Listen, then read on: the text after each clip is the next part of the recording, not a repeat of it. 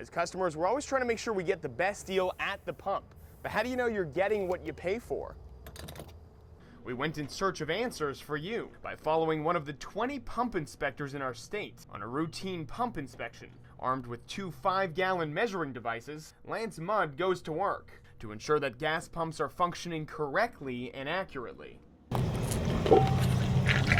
He's joined by Department of Agriculture Assistant Commissioner Derek Underwood, here to explain to us how it all works. We try to go to every station once a year for our normal routine inspections. If we have a complaint from a consumer, or if we have a concern from one of our fuel stations, we'll actually send those inspectors out that day or as soon as possible to take care of that concern. The first pump Mudd looked at was one of those normal routine inspections. Turns out it was right on the money and perfectly calibrated, pouring the exact right amount of gas being read on the meter.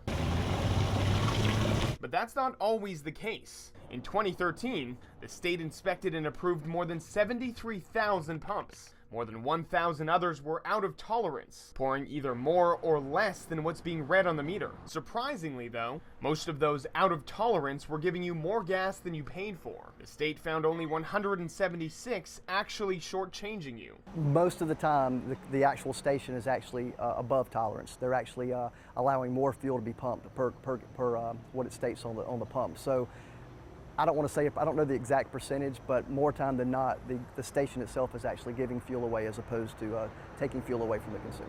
Under perfect circumstances, a pump would generate a 0. This pump right here is generating about a 0.7, which is close to about 12 ounces, or what amounts to a can of Coke in every 20-gallon pour.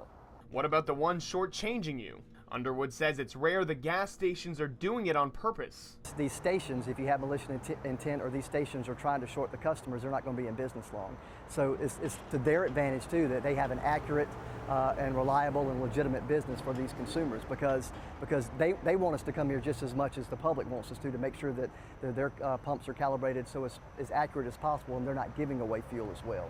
He says it's what you don't see that could be draining your wallet. Mudd pays close attention to the seals underneath the pump. If broken, that could indicate tampering. The repairmen that we license, when they come in to do the calibration, they will seal it with one of their tags. And if we come in, and you can tell whether or not that's been tampered with. This one passed. The department tries to test all 72,000 pumps in the state every year. You can see when just by looking at this sticker on every pump. We ensure that the buying public knows when they go to a station and they see our stickers that they're getting a fair amount of gas for the purchase price that they pay. In Conway, Mark Liverman, WPDE News Channel 15.